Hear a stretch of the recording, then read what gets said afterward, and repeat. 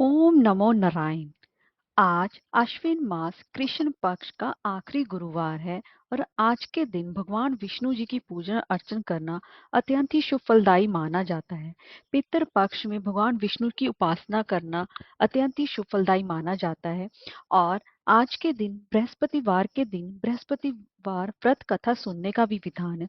तो दोस्तों, आज की मैं आपको इस वीडियो में बृहस्पतिवार गुरुवार व्रत कथा श्रवण करवाने जा रही हूँ। तो चलिए वीडियो शुरू करते हैं। दोस्तों, अगर आपको हमारी वीडियो अच्छी लगी हो तो लाइक और शेयर करें और चैनल को सब्सक्राइब करना ना भूलें। दोस्तों, भारतवर्ष में एक प्रतापी और दानी राजा राज्य करता था। वह नित्य गरीबों और ब्राह्मणों की सहायता करता था। यही बात उसकी रानी को अच्छी नहीं लगती थी। वह ना ही गरीबों को दान देती थी और ना ही भगवान का पूजन अर्चन करती थी, और राजा को भी वह दान देने से हमेशा ही मना किया करती थी। एक दिन राजा शिकार खेलने वन को गया हुआ था, तो रानी महल में अकेली थी। उसी समय बृहस्पति देव साधु वेश में राजा के महल में भिक्षा के लिए आए और भिक्षा मांगी। तब रानी ने भिक्षा देने से इनकार कर दिया और कहा कि हे साधु महाराज, मैं तो इस दान पुण्य से तंग आ गई हूँ। मेरा पति सारा धन लुटाते रहते हैं। मेरी इच्छा है कि हमारा धन नष्ट हो जाए और फिर ना रहेगा बांस और ना ही बजेगी बांसुरी। तब साधु देव ने कहा, देवी, तुम तो बड़ी ही विचित्र बात करती हो। धन संतान तो हम सभी चाहते हैं। पुत्र और लक्ष्मी तो पापी के घर में भी होने चाहिए। यदि तुम्हारे पास अधिक धन है तो भूखों को भोजन दो, प्यासों के लिए प्याऊ बनवा दो, मुसाफिरों के लिए धर्मशालाएं खुलवा दो। जो निर्धन अपनी कुंवारी कन्या को विवाह नहीं कर सकते, तुम उनका विवाह करवा दो। ऐसे और कई काम है जिनके करने से तुम्हारा यश लोक परलोक में फैलेगा। परंतु रानी पर उस उपदेश का कोई प्रभाव नहीं पड़ा। वह बोली, महाराज, आप मुझे कुछ ना समझाएं। मैं ऐसा धन नहीं चाहती जो कि मैं हर जगह बांटती फिरूं। तब साधु महाराज ने उत्तर दिया, यदि तुम्हारी ऐसी इच्छा है तो तथास्तु। तुम ऐसा करना कि बृहस्पतिवार को घर लीप कर पीली मिट्टी से अपना सिर धोकर स्नान करना, भट्टी चढ़ाकर कपड़े धोना, और ऐसा करने से तुम्हारा सारा धन कुछ ही दिन में नष्ट हो जाएगा। और इतना कहते ही वह साधु महाराज वहां से चले गए। साधु के अनुसार उनकी कही बातों को पूरा करने के लिए रानी को केवल 3 गुरुवार ही बीते थे कि उसकी समस्त धन संपत्ति नष्ट हो गई। भोजन के लिए राजा का परिवार अब तरसने लगा। तब एक दिन राजा ने अपनी रानी से बोला, हे रानी, तुम यही रहो। मैं दूसरे देश को जाता हूँ, क्योंकि यहाँ पर सभी लोग मुझे जानते हैं। इसलिए मैं यहाँ पर कोई भी छोटा कार्य नहीं कर सकता। ऐसा कहकर राजा प्रदेश को चला गया। वहां वे जंगल से लकड़ी काट कर लाता और शहर में बेचने जाता। इस तरह वह अपना जीवन व्यतीत करने लगा। इधर राजा के प्रदेश जाते ही रानी और दासी दोनों ही दुखी रहने लगी। एक बार जब रानी और दासी को 7 दिन तक बिना भोजन के रहने पड़ा, तो रानी ने अपनी दासी से कहा, हे दासी, पास की नगर में मेरी बहन रहती है। वह बड़ी ही धनवान है। तो उसके पास जा और कुछ ले आ, ताकि थोड़ी बहुत गुजर बसर हो जाए। दासी रानी अब रानी की बहन के पास गई। संयोगवश उस दिन भी गुरुवार था और रानी की बहन उस समय बृहस्पतिवार की व्रत कथा सुन रही थी। दासी ने रानी की बहन को अपनी रानी का संदेश दिया, लेकिन रानी की बड़ी बहन ने कोई भी उत्तर नहीं दिया। जब दासी को रानी की बहन से कोई उत्तर नहीं मिला, तो वह अत्यंत ही दुखी हुई और उसे क्रोध भी आया। दासी ने वापस आकर रानी को सारी बात बता दी। तब सुनकर रानी ने अपने भाग्य को कोसा। उधर रानी की बहन ने सोचा, मेरी बहन की दासी आई थी, परंतु मैं उसे कुछ नहीं बोली। इससे वह बहुत दुखी हुई होगी।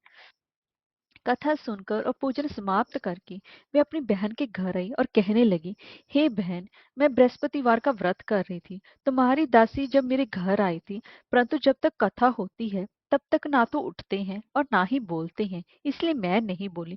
कहो दासी, क्यों गई थी? तब रानी बोली, बहन, तुमसे क्या छुपाऊं, हमारे घर में खाने तक को अनाज नहीं था। ऐसा कहते कहते रानी की आंखें भर आई। उसने दासी समेत पिछले 7 दिनों से भूखे रहने तक की बात अपनी बहन को विस्तार पूर्वक सुना दी। तब रानी की बहन बोली, देखो बहन, भगवान बृहस्पति देव सबकी मनोकामना को पूर्ण करती हैं। देखो, शायद तुम्हारे घर में अनाज रखा हो। पहले तो रानी को विश्वास नहीं हुआ, पर बहन के आग्रह करने पर उसने अपनी दासी को अंदर भेजा, तो सचमुच अंदर अनाज से भरा एक घड़ा मिल गया। यह देखकर दासी को बड़ी ही हैरानी हुई। दासी रानी से कहने लगी, हे रानी, जब हमको भोजन नहीं मिलता तो हम व्रत ही तो करते हैं, इसलिए क्यों ना इनसे व्रत और कथा की विधि भी पूछ ली जाए ताकि हम भी व्रत कर सके। तब रानी ने अपनी बहन से बृहस्पतिवार के व्रत के बारे में भी पूछा। उसकी बहन ने बताया कि बृहस्पतिवार के व्रत में चने की दाल और मुनक्का से विष्णु भगवान जी का केले की जड़ में पूजन करें तथा दीपक जलाएं, व्रत कथा सुने और पीला भोजन ही करें। इससे बृहस्पति देव प्रसन्न होते हैं। व्रत और पूजन विधि बताकर रानी की बहन अपने घर लौट गई। 7 दिन के बाद जब फिर से गुरुवार आया तो रानी और दासी ने व्रत रखा। घुड़साल में जाकर चना और गुड़ लेकर आई। फिर उसने केले की जड़ तथा विष्णु भगवान का पूजन अर्चन किया। अब पीला भोजन कहाँ से आए, इस बात को लेकर वे दोनों ही बहुत दुखी थे। क्योंकि उन्होंने व्रत रखा था, इसलिए बृहस्पति देव उनसे प्रसन्न थे। इसलिए वे एक साधारण व्यक्ति का रूप धारण कर 2 थालों में सुंदर पीला भोजन दासी को देकर गए। भोजन पाकर दासी प्रसन्न हुई और फिर रानी के साथ मिलकर भोजन ग्रहण किया। उसके बाद वे सभी गुरुवार को व्रत और पूजन करने लगे। बृहस्पति भगवान की कृपा से उनके पास फिर से धन संपत्ति आ गई, परंतु रानी फिर से ही पहले की तरह आलस्य करने लगी। तब दासी बोली, देखो रानी, तुम पहले भी इस प्रकार आलस्य करती थी, तुम्हें धन रखने में कष्ट होता था, इस कारण ही सभी धन नष्ट हो गया। अब जब भगवान बृहस्पति की कृपा से धन मिला है तो तुम्हें फिर से आलस्य होता है। रानी को समझाते हुए दासी कहती है कि बड़ी मुसीबतों के बाद हमने ये धन पाया है, इसलिए हमें दान पुण्य करना चाहिए, भूखे मनुष्यों को भोजन कराना चाहिए और धन को शुभ कार्य में खर्च करना चाहिए, जिससे तुम्हारे कुल का यश बढ़ेगा, स्वर्ग की प्राप्ति होगी और पितर भी प्रसन्न होंगे। दासी की बात मानकर रानी अपना शुभ धन शुभ कार्यों में अब खर्च करने लगी, जिससे कि पूरे नगर में उसका यश फैलने लगा। बृहस्पतिवार व्रत कथा के बाद श्रद्धा के साथ आरती की जानी चाहिए और इसके बाद ही प्रसाद बांटकर उससे ग्रहण करना चाहिए। एक दिन राजा दुखी होकर जंगल में एक पेड़ के नीचे आसन जमाकर बैठ गया। वह अपनी दशा को याद करके व्याकुल होने लगा। तब उस दिन बृहस्पतिवार का दिन था। एकाएक उसने देखा कि एक निर्जन वन में एक साधु प्रकट हुए। वह साधु वेश में स्वयं बृहस्पति भगवान ही थे। लकड़हारे के सामने आकर बोले, हे लकड़हारे, इस सुनसान जंगल में तू चिंता मगन क्यों बैठा है? लकड़हारे ने दोनों हाथ जोड़कर प्रणाम किया और उत्तर दिया, महात्मा जी, आप सब कुछ जानते हैं, मैं क्या कहूँ। यह कहकर वह रोने लगा और साधु को अपनी सारी आत्मकथा सुनाई। महात्मा जी ने कहा, तुम्हारी पत्नी ने बृहस्पतिवार के दिन बृहस्पति भगवान का निरादर किया था, जिसके कारण रुष्ट होकर उन्होंने तुम्हारी ये दशा कर दी है। अब तुम चिंता को दूर करके मेरे कहने पर चलो तो तुम्हारे सारे कष्ट दूर हो जाएंगे और भगवान पहले से भी अधिक संपत्ति देंगे। तब तुम बृहस्पतिवार के दिन कथा किया करो। 2 पैसे के चने मुनक्का लाकर उसका प्रसाद बनाओ और शुद्ध जल से लोटे में शक्कर मिलाकर अमृत तैयार करो। कथा के पश्चात अपने सारे परिवार और सुनने वाले प्रेमियों में अमृत व प्रसाद बांटकर आप भी ग्रहण करो। ऐसा करने से भगवान तुम्हारी सभी मनोकामनाएं पूर्ण करेंगे। साधु के ऐसे वचन सुनकर लकड़हारा बोला, हे प्रभु, मुझे लकड़ी बेचकर इतना पैसा नहीं मिलता जिससे कि मैं भोजन के उपरांत कुछ बचा सकूं। मैंने रात्रि में अपनी स्त्री को व्याकुलता देखा है। मेरे पास कुछ भी नहीं जिससे कि मैं उसकी खबर मंगा सकूं। तब बृहस्पति देव ने कहा, हे लकड़हारे, तुम किसी भी बात की चिंता मत करो। बृहस्पति के दिन तुम रोजाना की तरह लकड़ियां लेकर शहर को जाओ। तुमको रोज से दुगना धन प्राप्त होगा, जिससे तुम भली भांति भोजन कर लोगे तथा बृहस्पति देव की पूजा का सामान भी आ जाएगा। इतना कहकर वह साधु अंतर ध्यान हो गए। धीरे धीरे समय व्यतीत होने पर फिर वही बृहस्पतिवार का दिन आया। लकड़हारा जंगल से लकड़ी काटकर शहर में बेचने गया तो उस दिन उसे दूसरे दिनों से अधिक पैसा मिला। राजा ने चना गुड़ आदि लाकर गुरुवार का व्रत किया। उस दिन से उसके सभी क्लेश दूर हो गए। परंतु जब दोबारा गुरुवार का दिन आया तो वह बृहस्पति देव का व्रत करना भूल गया। इस कारण बृहस्पति भगवान उससे फिर से नाराज हो गए। उस दिन उस नगर के राजा ने विशाल यज्ञ का आयोजन किया तथा ये शहर में ये घोषणा करवा दी कि कोई भी मनुष्य अपने घर में भोजन ना बनावे, ना आग जलावे, समस्त जनता मेरे यहाँ भोजन करने आवे। इस आज्ञा को जो ना मानेगा उसे फांसी की सजा दी जाएगी। इस तरह की घोषणा संपूर्ण नगर में करवा दी गई। राजा की आज्ञा अनुसार शहर के सभी लोग भोजन करने के, लेकिन लकड़हारा कुछ देर से पहुंचा था, इसलिए राजा उसको अपने साथ घर लिवा ले गए और ले जाकर भोजन करा रहे थे तो रानी की दृष्टि उस खूंटी पर पड़ी जिस पर उसका हार लटका हुआ था, जो कि वहां पर दिखाई ना दिया। रानी ने निश्चय किया कि ये मेरा हार इस मनुष्य ने चुरा लिया है। उसी समय सिपाहियों को बुलाकर उसको कारागार में डलवा दिया।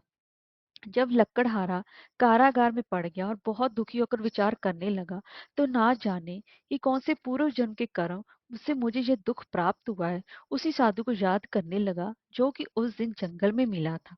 उसी समय तत्काल बृहस्पति देव साधु के रूप में प्रकट हुए और उसकी दशा को देखकर कहने लगे, अरे मूर्ख, तूने बृहस्पति देव की कथा नहीं करी, इस कारण तुझे दुख प्राप्त हुआ है। अब चिंता मत कर, बृहस्पतिवार के दिन कारागार के दरवाजे पर तुझे 4 पैसे पड़े मिलेंगे। उनसे तू बृहस्पति देव की पूजा करना, तेरे सभी कष्ट दूर हो जाएंगे। बृहस्पतिवार के दिन उसे 4 पैसे मिले। लक्कड़हारे ने कथा कही और उसी रात्रि को बृहस्पति देव ने उस नगर के राजा को स्वप्न में कहा, हे राजा, तुमने जिस आदमी को कारागार में बंद कर दिया है वह निर्दोष है। वह राजा है, उसे छोड़ देना। रानी का हार उसी खूंटी पर लटका है। अगर तू ऐसा नहीं करेगा मैं तेरे राज्य को नष्ट कर दूंगा।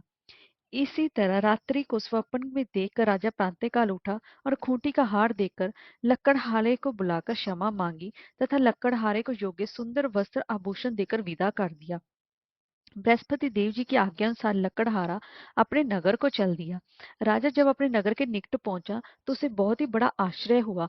नगर में पहले से अधिक बाग, तालाब, कुएं तथा बहुत सी धर्मशाला, मंदिर आदि बन गई हैं। राजा ने पूछा, तुझे किसका बाग और धर्मशाला है? तब नगर के सब लोग कहने लगे, ये सब रानी और बांदी के हैं। तो राजा को आश्चर्य हुआ और गुस्सा भी आया।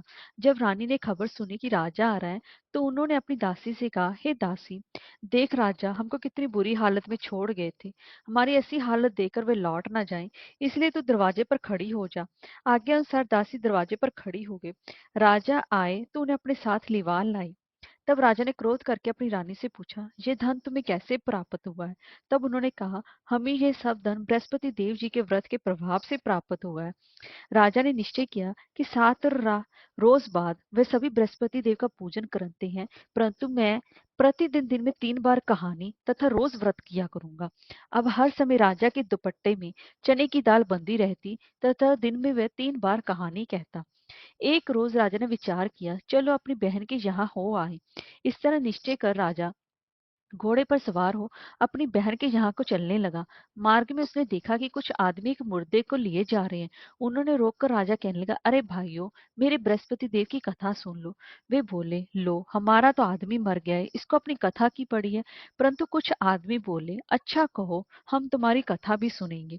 राजा ने दाल निकाली और जब कथा आधी हुई थी कि मुर्दा हिलने लग गया, और जब कथा समाप्त हो गई तो राम राम करके मनुष्य उठकर खड़ा हो गया।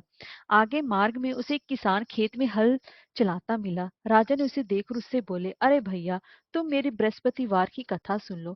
किसान बोला, जब तक मैं तेरी कथा सुनूंगा तब तक 4 हरैया जोत लूंगा। जा अपनी कथा किसी और को सुनाना। इस तरह कहते हुए राजा आगे चलने लगा। राजा के हटते ही बैल पछाड़कर गिर गए तथा किसान के पेट में बड़े जोरों का ही दर्द होने लगा।